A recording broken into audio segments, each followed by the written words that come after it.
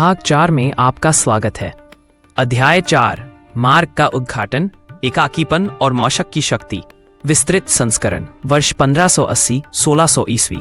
मधुर ने जब अपना पहला कदम गांव की दहलीज से बाहर रखा तो उसके पीछे की दुनिया छोटी होती चली गई और सामने केवल अनंत रेत का विशाल विस्तार था।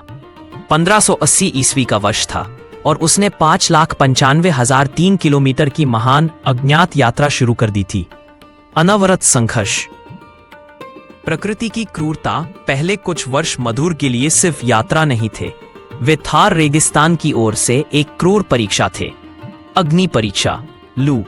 दिन के समय गर्मी इतनी भयंकर होती थी कि हवा भी जलती हुई महसूस होती थी। स्थानीय लोग जिसे लू कहते थे, वह मधुर की त्वचा को झुलसा देती थी। कई बार वह धूप की वजह से लगभग बेहोश हो जाता था और उसके होंठ इतने सूख जाते थे कि बात करना भी असंभव हो जाता था। उसे रेत पर नंगे पैर चलने से बचने के लिए पत्तियों और कपड़ों के टुकड़े बांधने पड़ते थे। शीत परीक्षा। ठंड। जैसे ही सूरज ढलता, रेगिस्तान का मिजाज पूरी तरह बदल जाता। रातें इतनी ठंडी होती थीं कि उसकी हड्डियां जमने लगती थी।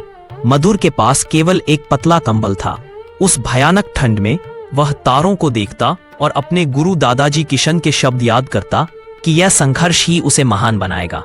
एकाकीपन और वीणा का सहारा। सबसे बड़ी चुनौती शारीरिक नहीं बल्कि मानसिक थी। वह था एकाकीपन।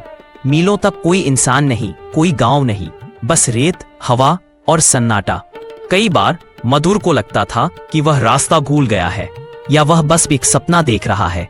ऐसे निराशाजनक पलों में मधुर अपनी प्रिय वीणा उठाता। वीणा, जिसे वह अपने जीवन का दूसरा फेफड़ा मानता था।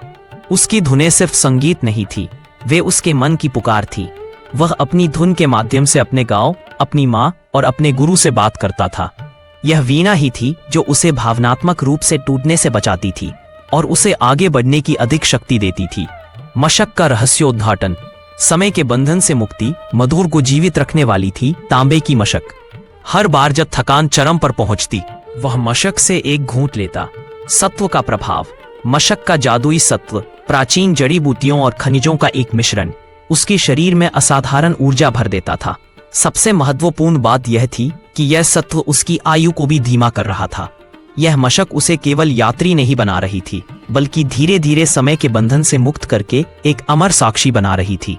पहले 20 वर्षों की कड़ा मेहनत, एकाकीपन और मशक की शक्ति से मधुर ने लगभग 15,000 किलोमीटर की दूरी तय की। उसने थार के सबसे दुर्गम हिस्सों और नमक के विशाल सूखे मैदान, कच्छ के रण को पार करके भारतीय उपमहाद्वीप के पश्चिमी छोर को छू लिया था। भाग 4 यहाँ समाप्त हुआ। अब अध्याय 5 में हम देखेंगे वह क्या रहस्य था जिसने मधुर को 100 साल की उम्र में भी समय से जवान बनाए रखा। वह कौन थे नेत्रहीन संत जो मधुर को रेगिस्तान की आत्मा की भाषा और छिपा हुआ पानी खोजने का गुप्त ज्ञान देंगे, और मधुर कैसे एक साधारण यात्री से मुगल सल्तनत के पतन और उत्थान को देखने वाला रेगिस्तान का अमर साक्षी बनेगा। देखना न भूलें मधुर की महान यात्रा भाग 5 यानी अध्याय 5। मिलते हैं भाग 5 के साथ।